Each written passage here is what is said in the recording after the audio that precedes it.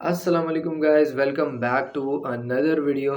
तो भाइयों, आज बिग बैश लीग का क्वालिफायर मैच हो चुका है जिसमें सिडनी सिक्सर्स बुरी तरीके से हार गई है। और जैसा कि कल की वीडियो में मैंने कहा था कि बाबर आजम से कोई ख़ास उम्मीदें नहीं हैं और उन्होंने वही करा। बिग बैश लीग का फर्स्ट डक उन्होंने ले लिया है। ठीक है, ज़ीरो पर आउट हुए हैं, दूसरी बॉल पर ही आउट हो गए थे मैच की और स्टंप हुए हैं। बाबर आजम एक वॉकिंग विकेट बन चुका है हर बॉलर के लिए। आज से 3 साल पहले जो वक्त था वो ऐसा वक्त था कि हमें पता था यार बाबर आजम कर लेगा।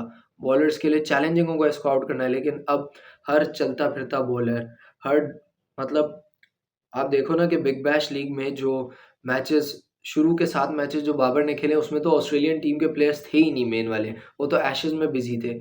डोमेस्टिक ऑस्ट्रेलिया के डोमेस्टिक प्लेयर्स बाबर आजम को आउट कर रहे थे। So Babar Azam is now a walking wicket. अब मतलब पहले ये होता था कि बड़े बड़े बॉलर्स ये स्टेटमेंट देते थे कि बाबर आजम को बॉल करना चैलेंजिंग है। अब तो बिल्कुल भी चैलेंजिंग नहीं है। अब तो वो किसी भी बॉलर से आउट हो जाता है और स्पिन से उन्होंने विकेट देना तो फ़र्ज़ समझा हुआ है। स्पिन के अगेंस्ट वो इतने टाइम से स्ट्रगल कर रहे हैं। स्पिन को जो है ना, स्पिन को तोड़ने के लिए आपको कदमों का इस्तेमाल करना पड़ता है, जो कि उनका फुटवर्क बिल्कुल भी अच्छा नहीं है। फ़िटनेस उनकी डाउनफ़ॉल की तरफ जा रही है। स्पिन तोड़ने के लिए आपको फुटस्टेप्स यूज़ करने पड़ते हैं। आपको आपकी वेरिएशन बचाती है, जो बाबर आज़म के पास वेरिएशन है ही नहीं। उनके पास वही पुराने 90s वाले शॉट्स हैं। उन्होंने बिल्कुल डेवलप नहीं किया हुआ अपने आप को। मोहम्मद रिज़वान के पास फिर शॉट्स हैं जो कि वो रिवर्स स्वीप भी लगाते हैं, स्वीप भी अच्छा खेलते हैं। वो भी स्ट्रगल कर रहे हैं, बट बाबर आज़म तो बहुत ही बुरी परफ़ॉर्मेंस दी है। अब इस परफ़ॉर्मेंस पे आप लोगों को क्या लगता है, बाबर आज़म को टी20 वर्ल्ड कप में सेलेक्ट होना चाहिए? अगर आप मुझसे पूछें तो मैं कहूँगा बिल्कुल भी नहीं, वो बिल्कुल डिज़र्व करता ही नहीं है। लेकिन अभी भी मैं ये बात ज़रूर कहूँगा कि बाबर आज़म को टी20 वर्ल्ड कप के स्क्वाड में होना चाहिए, शायद यही रीज़न है। रिपोर्ट्स भी आ रही हैं कि अभी तक जो स्क्वाड अनाउंस नहीं हुआ वो शायद इसी वजह से अनाउंस नहीं हुआ है, क्योंकि वो चेक कर रहे हैं बाबर आज़म की परफ़ॉर्मेंस को। और बाबर आज़म ने कुछ भी नहीं किया। अभी भी सिडनी सिक्सर्स के पास एक लास्ट चांस बाकी है फाइनल में क्वालीफाई करने का, बट स्टिल बाबर आज़म से अब वो उम्मीद ही नहीं, अब ऐसी फीलिंग ही नहीं आती कि बाबर आज़म कुछ करेगा। अब जो है ना, हमेशा डर-डर सा लगा रहता है उसकी बैटिंग देखते हुए कि अभी आउट हो जाएगा, अभी आउट हो जाएगा। क्या कर सकते हैं? लेकिन अब बात ये है कि उसके फ्यूचर मुझे टी20 में ज़्यादा ख़ास अब नज़र नहीं आ रहा। He has to improve it. टी20 वर्ल्ड कप में उसको स्क्वाड में लेके जाना चाहिए, बट प्लेइंग 11 में उसकी जगह नहीं बनती, बिल्कुल भी नहीं बनती। क्योंकि आप देखो ना, या तो वो ओपन कर सकता है या तो वो वन डाउन पे खेल सकता है। ओपनिंग उससे करवाएँगे नहीं, क्योंकि अभी साहिबज़ादा फरहान और सायम अयूब की जोड़ी अच्छी जमी हुई है, दोनों अच्छे रन्स कर रहे हैं। तो मेरा नहीं ख़्याल कि ओपनिंग पे खिलाएँगे बाबर आज़म को, और सिर्फ़ एक ही पोज़ीशन रह जाती है उसके बाद, जो कि है वन डाउन। सलमान अली आगा ने जो श्रीलंका के अगेंस्ट खतरनाक नॉक खेली लास्ट मैच में, तो अब सबके दिमाग में ये सवाल आ गया है कि वन डाउन कौन खेलेगा, बाबर आज़म या सलमान अली आगा? मेरे ख़्याल से सलमान अली आगा को वन डाउन खेलना चाहिए।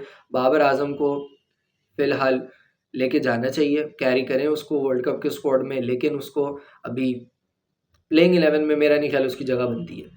और आई गेस कि बाबर आज़म को लेके जाएँ, उसको बेंच पे बिठाएँ, और एक चीज़ उसको बिल्कुल क्लियर होनी चाहिए कि ये उसका बिल्कुल लास्ट चांस है टी20 में। अब हमें बाबर आज़म से इस टी20 वर्ल्ड कप में रन्स चाहिए, क्योंकि उनका कर्ज़ है हमारे ऊपर। उन्होंने हमें लाज़मी ये टूर्नामेंट जितवा के देना है, अपने बैट के दम पे। उन्होंने रन्स स्कोर करने हैं, ये उन पर कर्ज़ है। ठीक है? हम पाकिस्तानी फैन्स का कर्ज़ है उनके ऊपर। उनको ये करना है और लाज़मी करना है। अगर तो वो ये करने में फ़ेल होता है, तो उसको भाई टाटा बाय-बाय कह दें, क्योंकि इसके बाद हमारे पास बहुत फ्यूचर है। हमारे पास बहुत सारे लड़के, अब आप देखो ना, जितने चांसेस इन प्लेयर्स को मिले हैं, बाबर आज़म, मोहम्मद रिज़वान, उतने चांसेस मुझे नहीं लगता किसी भी प्लेयर को मिले हैं। क्या पास्ट में कभी कोई प्लेयर ऐसा गुज़रा है? बल्कि ये लोग तो लकी हैं, और इनको इस चीज़ को, इसकी कदर करनी चाहिए कि इनको पाकिस्तान टीम के लिए खेलना मिल रहा है, और फिर इतने चांसेस मिल रहे हैं, इतना सपोर्ट भी मिल रहा है फैन्स का। ये लोग इस चीज़ की कदर कर नहीं रहे। इनको कदर करनी चाहिए, वरना पास्ट में तो 2-3 मैचेस में आप फेल हुए, आप किसी एक आईसीसी टूर्नामेंट में फ्लॉप हो गए, इट्स ओवर फॉर यू।